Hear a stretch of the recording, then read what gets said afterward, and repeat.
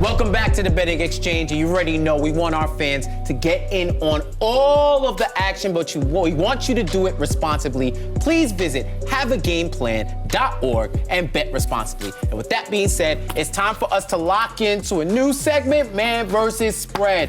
We scoured the sports betting landscape. We found some bets and some spreads that didn't really jive with us. We didn't know why they were set the way they were set. So in order to make sense of all of this and educate us as to why the books are thinking the way they're thinking, we're locking in with our sports betting expert, Adam Ronis. Adam, what's going on, man?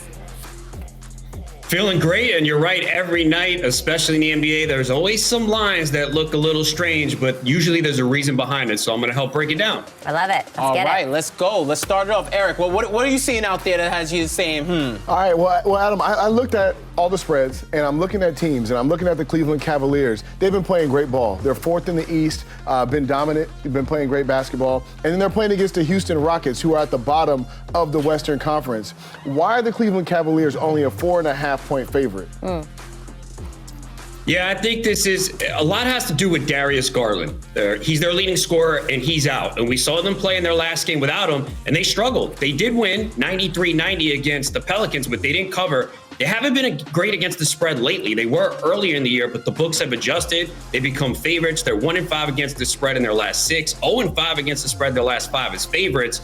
And their bench was more productive than their starters the last game. The bench scored 52, the starters scored 41. So there's a little imbalance there right now. And yes, the Rockets have been terrible, but they are at home, and it's more a product of Cleveland just not playing great lately, and especially against the spread. They've been playing more close games. 4 of their last 7 wins have been by 5 points or fewer. So I think that's why you're seeing this line so low. And it's also the 3rd game in 4 days for Cleveland. Nice. Appreciate that. All right, well, I'm keeping things here, and I'm looking at this Knicks versus Grizzlies games tonight.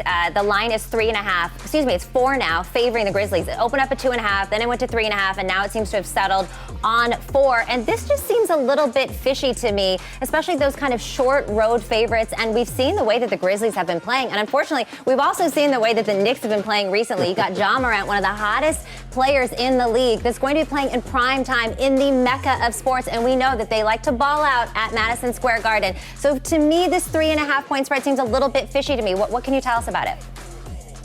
Completely agree. I saw it last night, and I was like, this is not right when it first came out. I think everything points to the Grizzlies with the way they're playing. Ja Morant, 7 consecutive games, at least 30 points. Grizzlies 17-8 against the spread on the road, 13-4 against the spread in their last 17.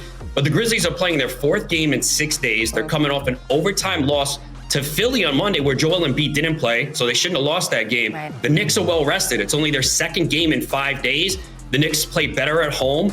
They're still playing good defense. It's their offense that's been the issue. Knicks are 8-2 against the spread their last 10 at the Garden, and they've won 7 of their last 10 home games. I think the Knicks can win this game tonight, and I do see this line as a trap. I love it. Let's go. All right, so speaking of trap lines, I feel like we should be trapped more by Brooklyn, all right? They're only at -4 against the Kings. Kings have lost 7 straight. They're at the bottom of the league in a few statistical categories. And the 2 games that I've seen Brooklyn lose, it was to like Phoenix and the top of the Western Conference. You know what I mean? And they have Harden, they have Kyrie. I know there's no KD, but there's got to be a reason why it's only 4 points. It feels like it should be more. I agree. This one, I don't understand. I think we're getting the Nets at a value here. They clearly are struggling right now. They've lost 5 straight games, but the Kings have lost 7. Kings are terrible defensively, 28th in defensive efficiency in the NBA. The Nets can score. We know that. They lost to Phoenix last night. Everyone loses to Phoenix nowadays. So I think this is a bounce back spot for Brooklyn. You know, they've had a rough time. You mentioned Durant's been out. Kyrie can't play in the home games. Harden was out the other day. So they really need to win. They're falling down the Eastern Conference. So this one, I'm on the Nets as well. I think they bounce back, and they're great on the road, 17-8 on the road. All right, I'm glad you agree, because I mean, Harden could play with no hamstrings, and I still would take them as like -7 in that game. It seems like with these fishy lines too, the public really hammers that favorite, that small favorite. So it seems like a good point to try to get something on the books. Yeah, definitely get the value where you can get the value. I agree with that 100%. And when we come back on the Betting Exchange, we're locking into the BetX Snake Draft. You don't want to miss it. Don't touch that dial. We'll be right back.